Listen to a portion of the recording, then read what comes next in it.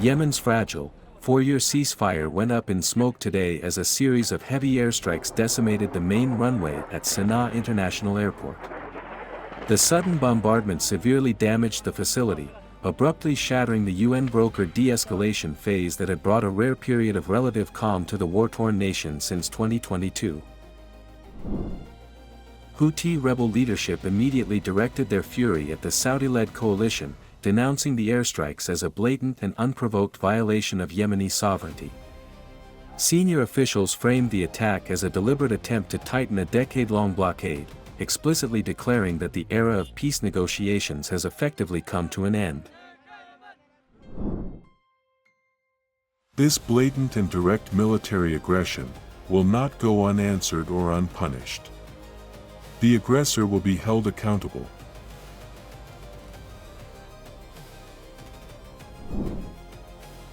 However, regional reporting reveals a highly specific standoff triggered the morning's attack. The strikes were a direct measure to intercept an Iranian passenger aircraft carrying a senior Houthi delegation, who were attempting to return home after attending funeral ceremonies for Iran's late supreme leader in Tehran. A statement from the Yemeni armed forces addressed specifically to its personnel and, more broadly, to the Yemeni people.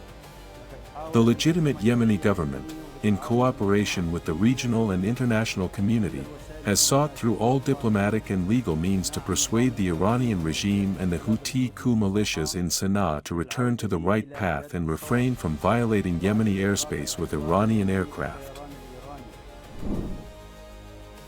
Yemen's internationally recognized government stepped forward to claim responsibility for the strikes.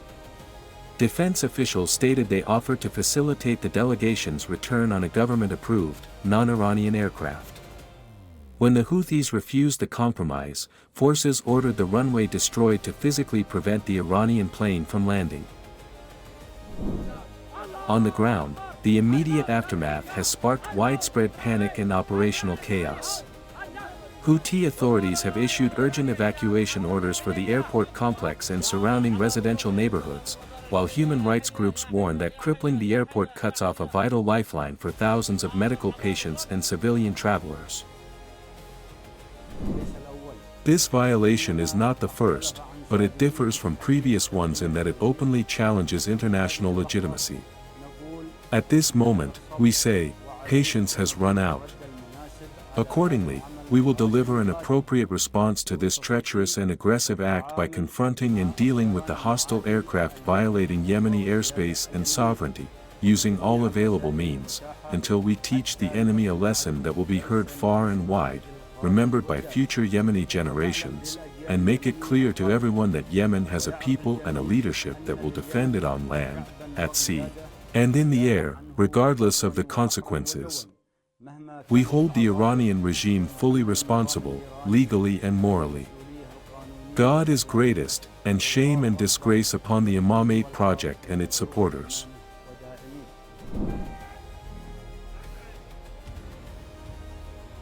With Houthi military media now blanketing social channels with the promise that a response is imminent, the region is bracing for severe retaliation.